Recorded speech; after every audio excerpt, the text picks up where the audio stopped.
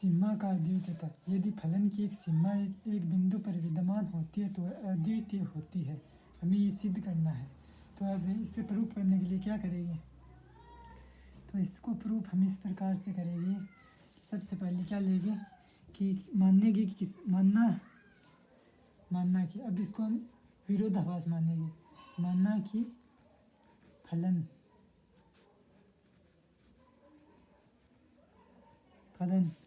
f की बिंदु A पर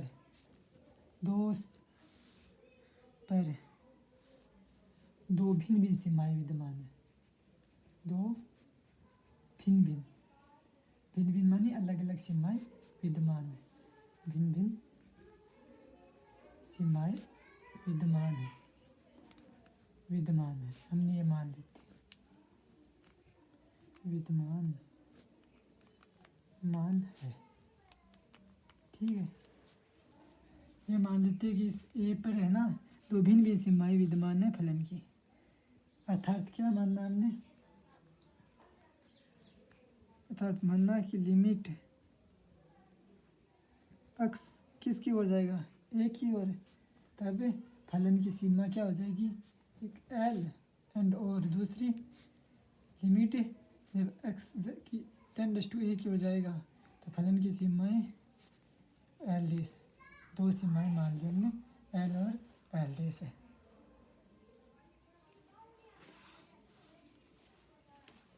दो भिन्न सीमाएं विद्यमान है जो l और l डैश है।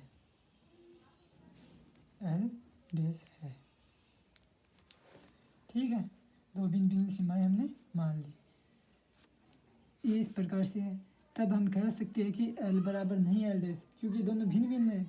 इसलिए मैं तो l बराबर l डैश बराबर नहीं हो सकती, क्योंकि दोनों सीमाएं भिन्न है। तो इसलिए l बराबर नहीं l डैश, अलग अलग है। तो अलग अलग होने पर एक कंडीशन आ लगती है कि l और माइनस l डैश को हम घटाते हैं आपस में। और घटाने के बाद में जो इनका परिणाम आएगा वह जीरो तो आ नहीं सकता, क्योंकि बराबर नहीं है, भिन्न है। बराबर होने पर तो ये जीरो हो जाता, या तो माइनस में है या पॉजिटिव में आएगा। परंतु ये जब इन दोनों का परिणाम होगा इसके अंतर का, तो वो ग्रेटर देन होना चाहिए जीरो से। स्पष्ट होता है, इससे ग्रेटर देन जीरो से होना चाहिए। परंतु अब क्या हमारे पास, अब हम मान लेते हैं कि क्या मानना कि जो इप्सिलॉन है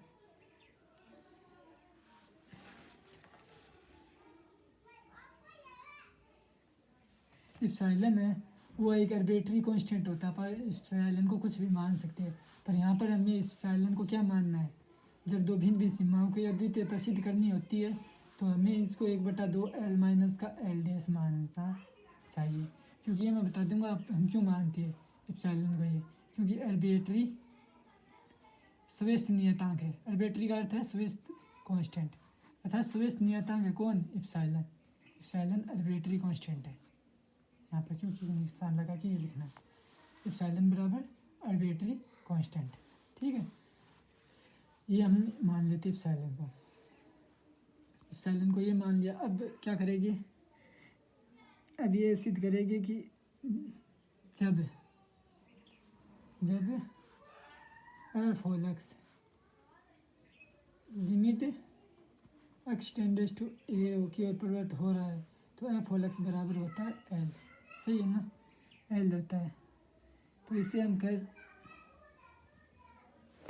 f होल x बराबर l होता है। इम्प्लाइड एट, इसका अर्थ क्या है कि जो इप्सिलॉन है इसमें वो ग्रेटर देन जीरो है, एंड है। ठीक है, इप्सिलॉन ग्रेटर देन जीरो। और इसका जो देर एग्जिट मान लिया। ठीक है, देर एग्जिट। और इसका जो डेल होगा वो डेल 1 मान लेते हैं, क्योंकि डेल दोनों के अलग अलग होगी। इस लिमिट के लिए अलग होगा। इप्सिलॉन तो सेम हो सकती है परंतु डेल अलग अलग होगी। ठीक है ना, तो डेल 1 ग्रेटर देन जीरो है। तो हम इसको इस प्रकार से भी लिख सकते हैं कि f whole x minus l का परिणाम है वो लेस देन होता है इप्सिलॉन से। और यहाँ पर x वाला x माइनस a का परिणाम लेस जीरो से ग्रेटर देन और लेस डेल एल होता है। ये समीकरण नंबर 1 क्वेश्चन दे दी। इसी प्रकार की बात कर लेते हैं हम जब हमारे पास जब लिमिट एक्सटेंड्स टू ए की हो जा रहा हो, तब एफ होल एक्स बराबर लिमिट एल डैश हो, तब क्या होगा, इप्सिलॉन ग्रेटर देन तो 0 होगा, देर एग्जिट डेल टू मानेंगे इसका, वो क्या होगा, ग्रेटर देन 0 होगा। ठीक है, और इसे हम इस प्रकार से भी लिख सकते हैं कि एफ होल एक्स गणितीय रूप से, मैथमेटिकल रूप से लिखें तो माइनस का एल का परिणाम लेस देन इप्सिलॉन। ठीक है, और जो यहाँ पर डेल वन है, ठीक है, और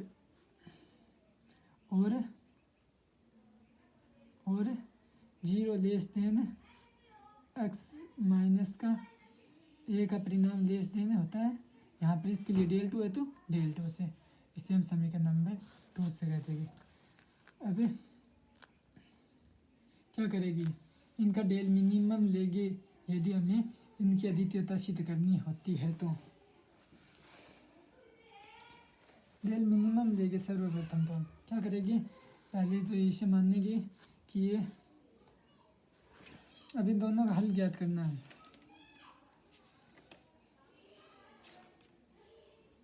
तो इनकी मिनिमता लेगी, मिनिमम लेने के लिए क्या करेंगे, पहले तो मानना कि डेल बराबर मिनिमम है। अब इसका ये डेल 1 डेल 2 अलग अलग है, इन्हें डेल 1 और डेल 2 अलग अलग हो तो इन्हें ये करने के लिए क्या करते हैं, मान लेते हैं कि डेल का मिनिमम लेना होता है। जब डेल अलग अलग हो तो इनको ये करने के लिए इनका डेल 1 और डेल 2 का मिनिमम लिया जाता है, तभी एक साथ होगी।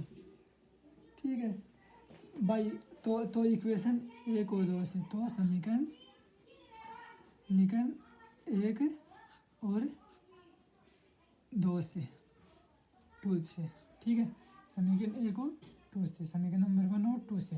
अब बात करते हैं इनके लिए, डेल मिनिमम हो तो ये सारा का सारा कंडीशन खेल किस प्रकार का हो जाएगा कि लिमिट हो जाएगी एक्सटेंड्स टू,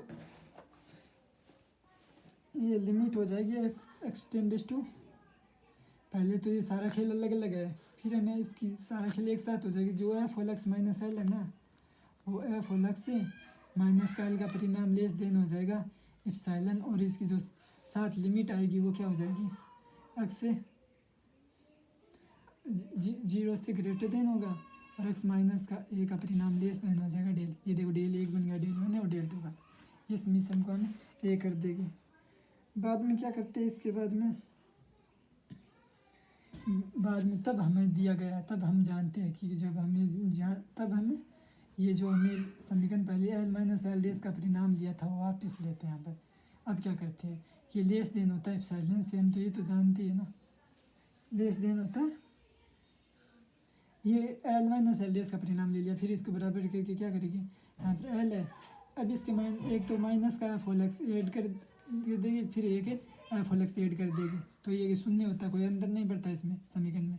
एल डेस का परिणाम हल करते हैं इसको, देखो इसके परिणाम को अलग करने पे क्या हो जाएगा, लेस देन, इस परिणाम को हमने अलग किया एल माइनस का एफ होल एक्स से, तो ये पॉजिटिव इसका परिणाम है एफ होल एक्स से माइनस एल डेस का परिणाम, इससे ये लेस देन ही होता है हमेशा। यदि दो पदों को जब अलग अलग पहले इनके साथ परिणाम हल करके परिणाम लेते तो ये ज़्यादा आता, और तो अब इन अलग अलग पद जोड़ रहे हैं, अलग अलग इसका परिणाम कर रहे हैं, तो इसका मान थोड़ा कम हो जाएगा, इससे ग्रेटर देन हो जाएगा ये। ठीक है, लेस देन में अलग अलग करने पर हमेशा लेस देन आ जाता है, ये ग्रेटर देन की ओर मुड़ जाते हैं, ये लेस देन हो जाता है, अलग अलग करने पर ये ग्रेटर देन हो गए। ठीक है, क्यों यहाँ पर कोई माइनस माइनस हो तो इसमें कोई फर्क नहीं पड़ता। फिर क्या होता है कि l minus f whole x बराबर इप्सिलॉन होता है, पॉजिटिव एल माइनस एल डेस बराबर इप्सिलॉन होता है, जो हमने ऊपर समीकरण 1 और 2 में मानना था, ये देखो।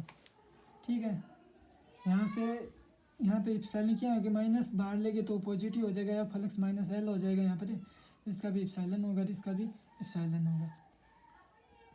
यदि इसे फुल बताऊँ तो फिर एफ होल एक्स से माइनस बाहर निकालते हैं तो f whole x minus l का परिणाम हो जाता है, माइनस का परिणाम बराबर पॉजिटिव हो जाता है, कोई अंतर नहीं पड़ता, और इससे दोनों से इप्सिलॉन निकल जाएगा। यहाँ पर लेस देन क्या हो जाएगा, 2 इप्सिलॉन, ये किसके बराबर हो गया, एल माइनस के एल डेस के परिणाम के बराबर। ठीक है, अब इप्सिलॉन बराबर हमने जो माना था वो, ये क्यों माना था कि यहाँ पर वो आर्बिट्री इप्सिलॉन बराबर हम कुछ भी मान सकते हैं, आर्बिट्री कांस्टेंट होता है और वो भी लिमिट के रूप में मानना होता है। तो 1/2 एल माइनस एल डेस मान लेते हैं। तो देखो अप्लाई डेट